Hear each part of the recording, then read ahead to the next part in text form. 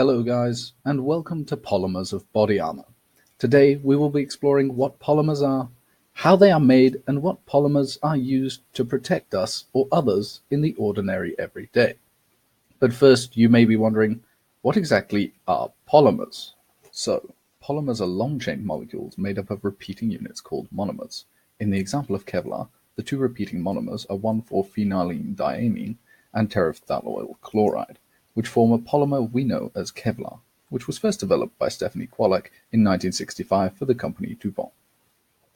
There are two ways polymers are produced: chain polymerization, which uses alkenes to produce polymers through either free radical polymerization, cationic polymerization, or anionic polymerization.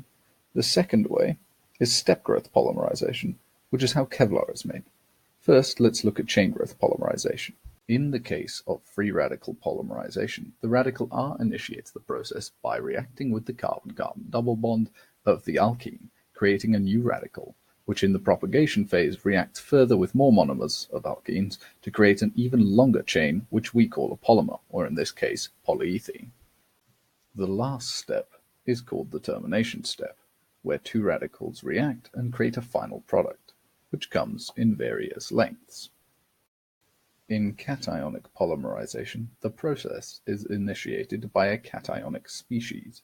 In this case, sulfuric acid protonates the alkene, creating the cationic initiator we need. This carbocation then reacts further with more alkenes, breaking the carbon-carbon double bonds and forming a polymer. Cationic polymerization termination usually occurs when the counterion reacts with the reactive end of the polymer, terminating the process, giving us our product.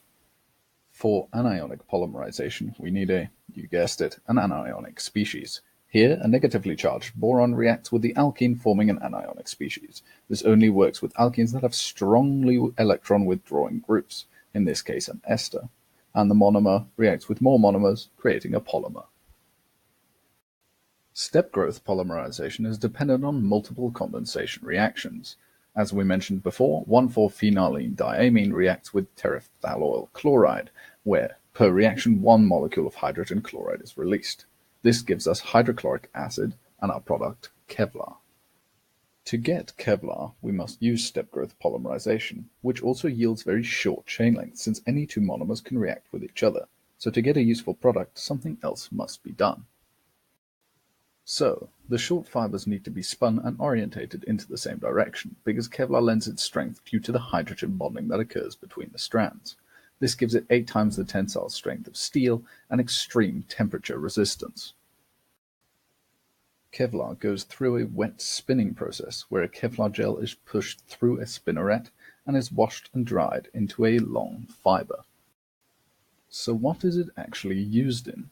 As you all know, military applications in bullet-resistant armor, helmets, motorcycle jackets are all common, but cut-resistant gloves, paraglider ropes, drumheads, and even tires are known to have Kevlar in them. To get the desired effect, Kevlar is woven into densely packed mats. So if we stack a few mats on top of each other, and there may be a couple more, we eventually get a bullet-resistant pad. Here is an animation of a bullet impacting onto a Kevlar weave. As you can see, the energy is spread out and it effectively stops the bullet. We're going to be focusing on the high-end application with the greatest life-saving potential, the Kevlar vest. It looks almost like a bulky t-shirt and is made up of several layers of Kevlar in a padded casing. Kevlar vests give protection of up to National Institute of Justice or NIJ Level 3A, which stops a .44 Magnum bullet, which has over 1,000 joules of energy and a 10mm diameter of steel and is traveling at 450 meters a second. A total Level 4 protected plate carrier with a helmet of Level 3 will set you back a mere 1,650 pounds. You would look like you're expecting a terrorist to pop out and shoot you at any moment, but if you're looking for a more stylish solution for the evening, you can get a Level 3A waistcoat for only 391 pounds. The next step forward is ultra-high molecular weight polyethylene, aka Dyneema, which has strands between 3.5 to 7.5 million atomic mass units. It's about 40% strong and weighs much less than Kevlar, but is not heat resistant, so not really viable. So what about spider silk? No, spider silk is not viable at all. It's too expensive, and imagine having to milk those poor little spiders. Thanks for watching. My sources are down in the description.